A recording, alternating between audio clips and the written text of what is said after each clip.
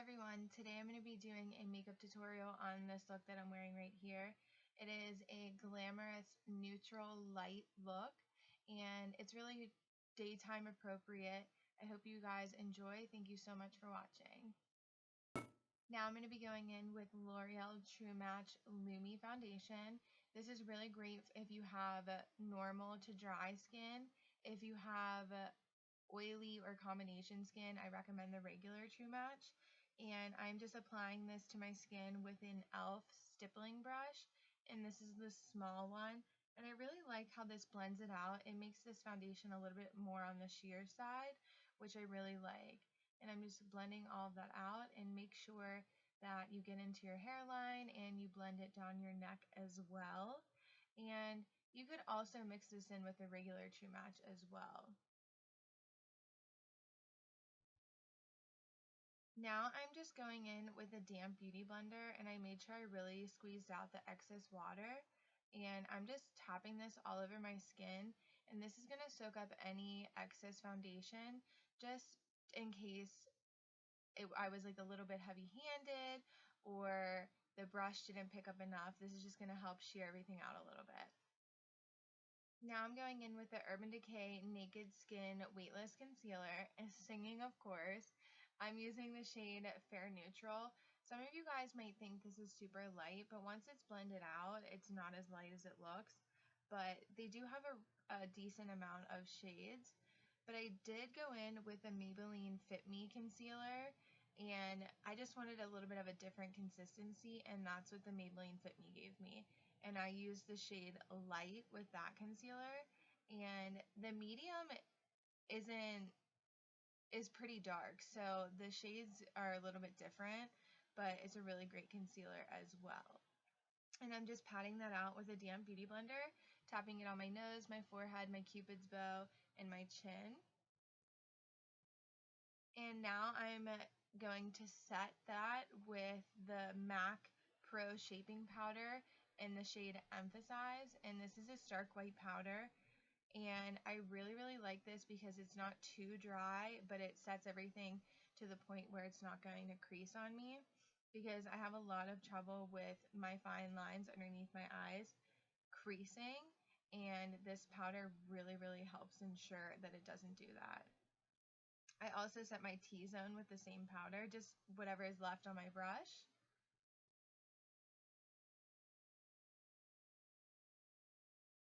And I did go ahead and fill in my brows with the Anastasia Brow Wiz in the shade Chocolate.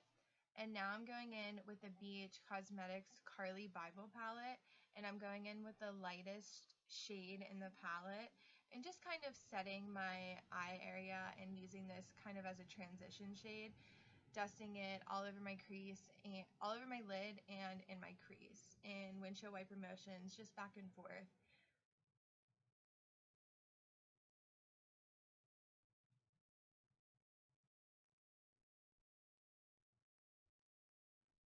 Now I'm going in with the first light brown shade, and I'm just using a Sigma E40 tapered blending brush, and I'm dusting this back and forth in my crease from outer corner to inner corner. I really want this look to be as soft and blown out and as blended as can be, so I'm really taking my time and building up the shades, and that's why we went in with the first light shade, because that was going to ensure that our blending experience would be a lot easier by placing the light shade down first. So I'm doing the same thing on my other eye. I'm taking that light brown shade and I'm just dusting that back and forth in my crease, and I'm working my way from lighter to darker. This is going to help us blend everything out, and it's going to help give the eye look dimension as well.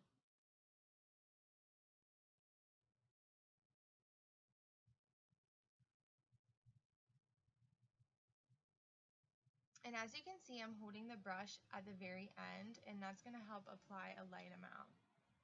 Now I'm going in with a Morphe brush, and this is an M433, and I am just placing the next, like, purpley, the lightest purpley shade in the palette, and I'm placing that right over top of the brown that we placed, But as you can tell, I'm placing this very, very low, my crease. I don't want to go up too high with this look because as we're blending it out, it is going to go higher.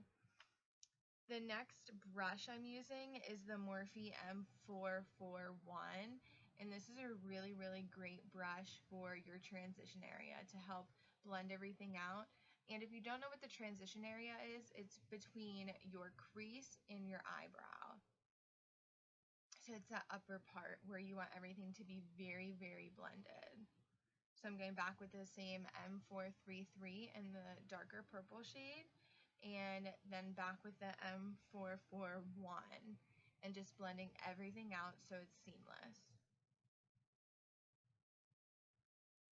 Next, I'm going in with a Makeup Geek eyeshadow, and this is in the shade Latte, and it's literally the perfect shade. It's very neutral. It's not too warm, it's not too cool, and the Carli Bybel palette did not have a shade like this, so that's why I grabbed a Makeup Geek one.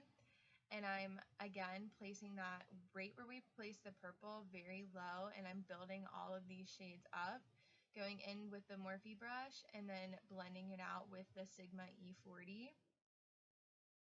And don't get frustrated when you're blending. Everything will come together. Just take your time and blend it out. The more you blend, the better the look's going to look. So I go back with a little bit more product and then I blend it out, and I go back with a little bit more product and blend it out.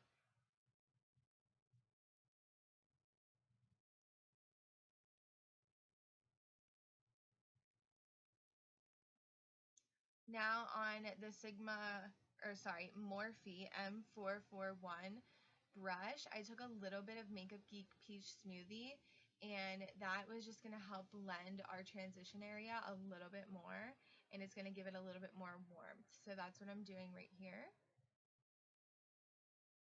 And now I'm taking MAC Nylon eyeshadow.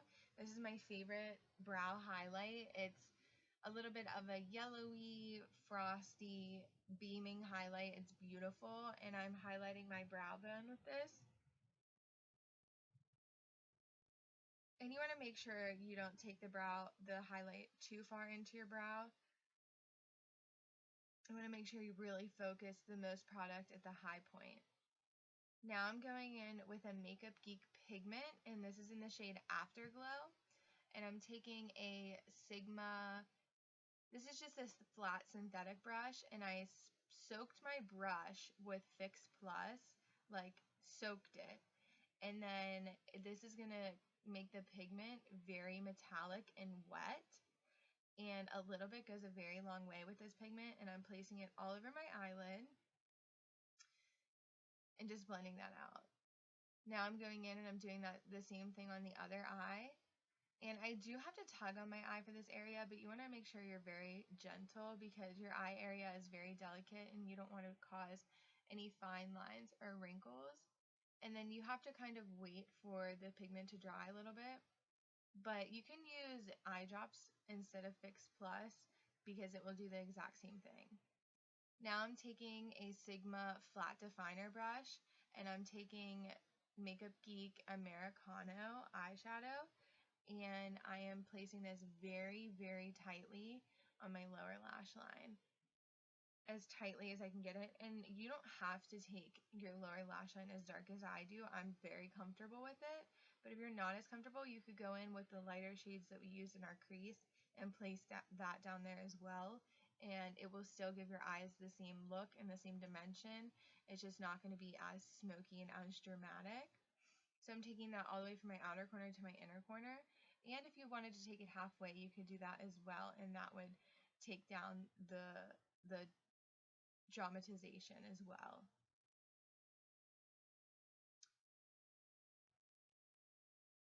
Now I'm going in with an Urban Decay pencil brush, and I just took a little bit of the Latte and the Peach Smoothie. I mixed a bunch of light shades together just to help blend this out. You always want to go in with a little bit of a lighter shade when blending out your lower lash line because it will help blend out that dark shade and break it up. You always want to blend this out, and you could take your time and you could sit down here for a full minute and it will be okay.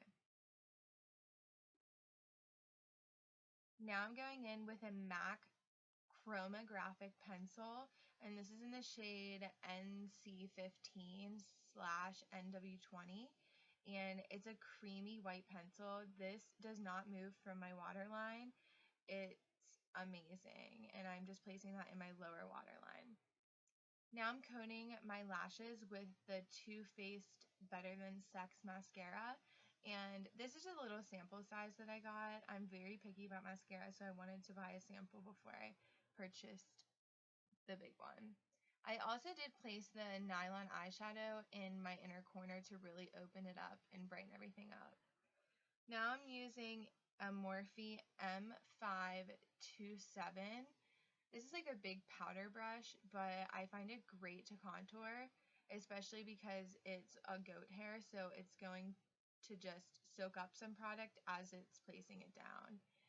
And I'm using the Kat Von D Shade Light Contour Palette, and this is my new obsession. This product is amazing. It blends out beautifully. The colors are perfection. She has like a light, medium, and dark, and they're so neutral. They're not too warm, they're not too cool. You mix them together, you can make it work for you. It's beautiful. So I'm just bronzing my cheekbones, bronzing my forehead, and dragging it along my neck as well. I really want this look to be glowy and bronzy, so I don't want a harsh contour, but I want bronzed, beautiful cheeks. And then I also do go in with a synthetic brush so I don't take too much product away, and I just blend out that bronzer a little bit more because we want everything to be blended out as well. I think I had something on my face that I was trying to get off right there. Now I'm going in with the lightest shade in the top of her palette. It's like a white shade, and I'm taking a e.l.f. blush brush, and I'm just placing that below my contour just to kind of clean everything up a little bit, because sometimes if you take it too low, you can start to look like you have a beard, or your face will kind of be dragged down. So you want to clean that up. You could use a translucent powder as well. Now I'm going in with the Morphe 9B blush palette, and I mixed together the two like peachy shades in the center of the palette, and just dusted those with an e.l.f. blush brush on my cheekbones, and then I dragged it back as well because it's going to help give the face a very lifted, sculpted, a pretty bronzed effect. And then I do go back with a big synthetic powder brush, and I blend together my blush and my bronzer so everything's seamless. Now I'm going in with the Becca Cosmetics Champagne Glow palette. This palette is amazing. Becca did it right. And I'm using the shade Champagne Pop, and I'm taking that all the way from like the top of my cheekbone all the way down to my actual cheek. And then I take Pearl, and I just place Pearl at the high point of my cheekbone. And that's going to give us a two-tone effect. So you can do that. You can use more of a pink-based highlight and put it on the apples of your cheeks, and put something more bright on your cheekbones. Then I also put it on my cupid's bow, my nose, and my chin. I just really want to be glowing and highlighted. If you are oily, you would want to avoid this step. Now I'm going in with a Wet n Wild lipstick, and this is in the shade Think Pink. It is the most beautiful pink ever. It's so pigmented. It lasted for a really long time. It was creamy. And then I did want to top it off with a gloss. You could leave it at that, and you could pair it with any lip color you prefer.